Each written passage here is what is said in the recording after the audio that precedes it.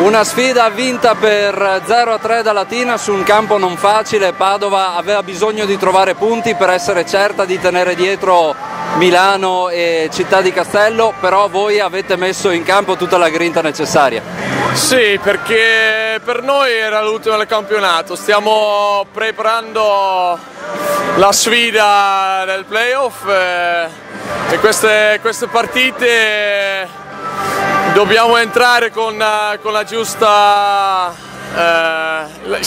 grinta, perché se molli un attimo anche contro Padova ti viene sempre in difficoltà, quindi per noi ogni partita è da vincere, come abbiamo dimostrato oggi abbiamo fatto bene. Vincere o perdere non cambiava nulla per quanto riguarda la classifica, però l'atteggiamento è quello giusto e si è visto. Sì, io ero molto curioso di vedere la mia squadra come avrebbe affrontato questa partita, perché era una partita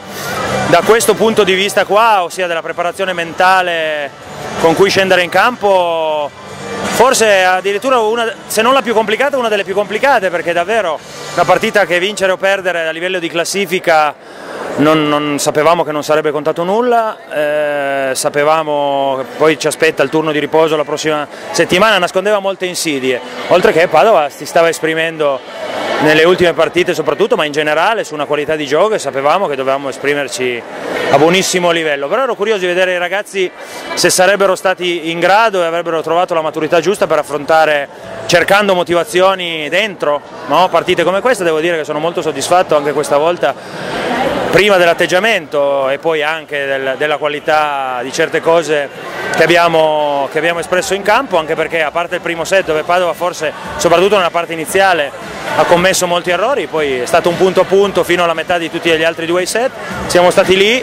senza innervosirsi, senza avere fretta di allungare, magari con qualche punto di vantaggio, giocando, cercando di difendere, cercando di sporcare i palloni quando non erano ideali, e siamo riusciti a chiudere a 3-0 e sono molto contento soprattutto di questo aspetto che dicevi giustamente tu. Per quanto riguarda Latina, appunto, ormai la regular season è ormai terminata. Facciamo un gioco ovviamente per quello che può valere. In questo momento lei avrebbe paura di affrontare subito quale squadra? No, io so che sappiamo benissimo, ce lo siamo già anche detto, insomma, noi io credo che con ogni probabilità andremo ad affrontare o Macerata o Modena, sono due squadre, insomma, che credo che sia inutile stare a dilungarsi sulla qualità e sulla varietà di giocatori che hanno. Sappiamo che sarà una sfida difficile ma molto appassionante, avremo 2 settimane di tempo per prepararci a questo e lo aspettiamo, è tutto l'anno che lo aspettiamo questo momento, è la verità, perché ce lo siamo detti il 19 di agosto, il nostro obiettivo era quello di entrare al playoff, abbiamo avuto il privilegio di farlo con 5 giornate d'anticipo, ma è dal primo giorno che diciamo l'obiettivo al di là della classifica è quello di lavorare per presentarci al playoff nel nostro momento migliore e vedremo. Ultimissima battuta, Semenzato oggi era qui a fianco ai propri compagni a dargli la carica. Semenzato è un ragazzo che, insomma, non ve lo presento io di sicuro adesso, Padova lo conosce bene, è un ragazzo che ha grandi qualità non solo come giocatore, grande esperienza, purtroppo nel momento forse migliore della sua stagione ha avuto questo inconveniente, però come noi gli abbiamo chiesto di stare con noi appena gli fosse stato possibile, lui ce lo ha promesso, perché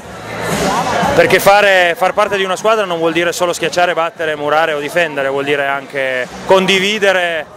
certe questioni, e quindi quando è possibile chiaramente lui è dei nostri e lo sarà fino all'ultimo giorno. Grazie, in bocca al lupo. Grazie.